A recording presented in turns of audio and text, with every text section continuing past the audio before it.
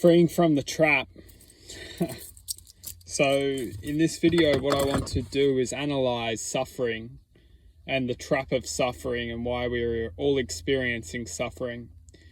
Something very interesting within the development of one's awareness is realizing suffering itself is effectively the propulsion which we can either succumb to its existence and elevate at a density of sound, which is going to ultimately breed pain, suffering, neglect, sadness, sorrow, desperation, and then that then goes into all sub existences like, just dense existence, that anger, frustration, devastation. It just keeps going on in possibilities of densities of sound which are contained within suffering.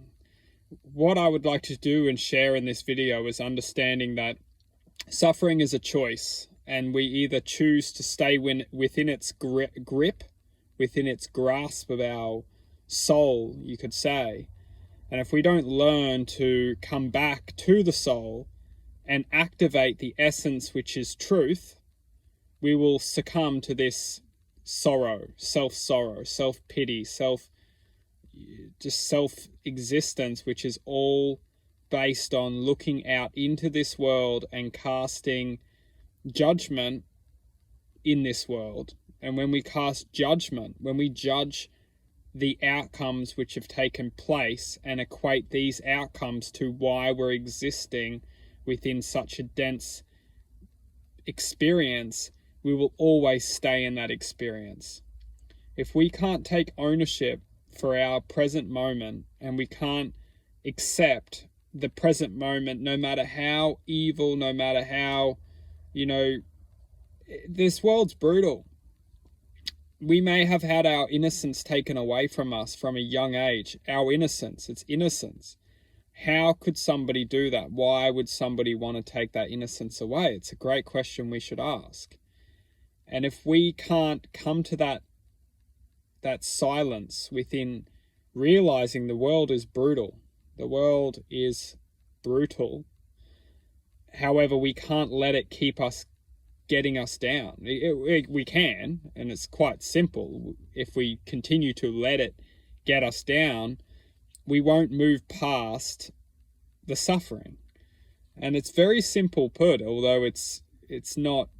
We have to walk on our own path to move through it. It's easy for me just to put it out there, but everyone is feeling their own unique pain, their own unique existence. And one thing's for certain is if anyone's feeling pain or suffering, we have to find the truth of why it was caused. When we find that truth of why it is caused, the only way to heal is to accept the truth. The truth is, for most of us, is that the world's brutal and outcomes have happened, and it's led us to being present in this moment.